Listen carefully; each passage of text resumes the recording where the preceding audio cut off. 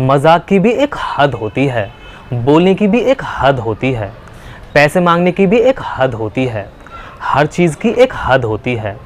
ऐसे सेंटेंसेस आपने कभी ना कभी ज़रूर बोले होंगे या फिर औरों से सुने होंगे, जिनमें हमें बोलना होता है कि भी एक हद होती है। ऐसे सेंटेंसेस को इंग्लिश में बोलने के लिए there is a limit of का यूज़ किया जाता है। ये इंग्लिश स्पीकिंग और राइटिंग दोनों में ही काफ़ी यूज़ होता है। इसके रूल के लिए सबसे पहले बोला जाता है there is a limit of, उसके बाद वर्ब प्लस आईएनजी या फिर नाउन, और उसके बाद TOO वाला टू, और लास्ट में अदर वर्ड्स अगर हैं तो। अगर आप किसी काम की हद होने की बात कर रहे हैं तब आप वर्ब प्लस आईएनजी का यूज़ करेंगे, और अगर आप किसी चीज़ की हद होने की बात कर रहे हैं तब आप नाउन का यूज़ करेंगे। नाउन मतलब उस चीज़ को बोला जाएगा जिस चीज़ की हद होने की बात हो रही है। चलिए एग्जाम्पल से और अच्छी तरह से समझते हैं। मजाक की भी एक हद होती है, there is a limit of joke to.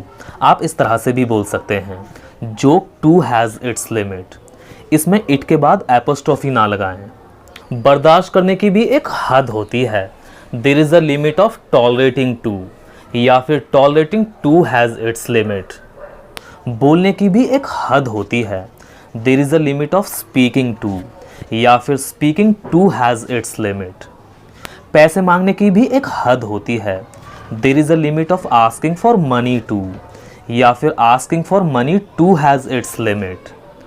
हर चीज़ की एक हद होती है, there is a limit of everything, या फिर एवरीथिंग हैज़ इट्स लिमिट। खाने की भी एक हद होती है, there is a limit of eating too, या फिर eating too has its limit. गुस्सा होने की भी एक हद होती है, there is a limit of being angry too, या फिर being angry too has its limit.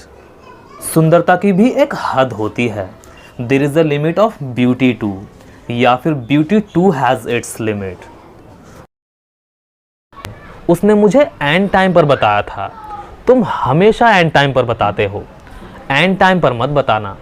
ऐसे सभी सेंटेंसेस जिनमें हमें बोलना होता है एंड टाइम पर, इनको इंग्लिश में बोलने के लिए एट लास्ट मोमेंट का यूज़ किया जाता है।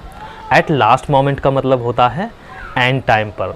इसको यूज़ करने के लिए सबसे पहले बोला जाता है अपना कंप्लीट सेंटेंस, जो भी आपको बोलना है वो किसी भी टेंस में हो सकता है, और उसके बाद बोला जाता है एट लास्ट मोमेंट। चलिए एग्जाम्पल से और अच्छी तरह से समझते हैं।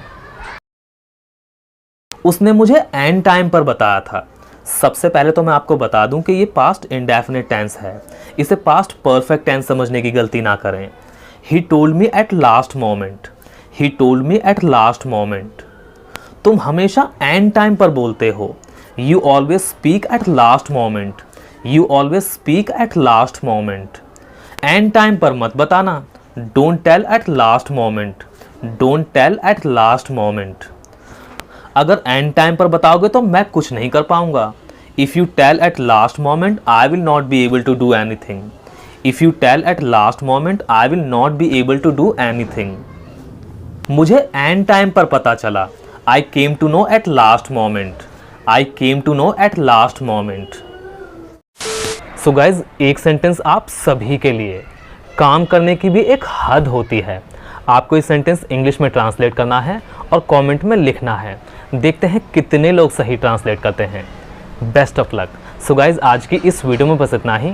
आई होप कि आपको वीडियो पसंद आया होगा और आपको इन दोनों स्ट्रक्चर्स का यूज़ अच्छे से समझ में आया होगा। अगर आपको कोई भी डाउट हो तो आप कमेंट करके पूछ सकते हैं। तो मिलते हैं अगली वीडियो में एक नए लेसन के साथ। Till then take care.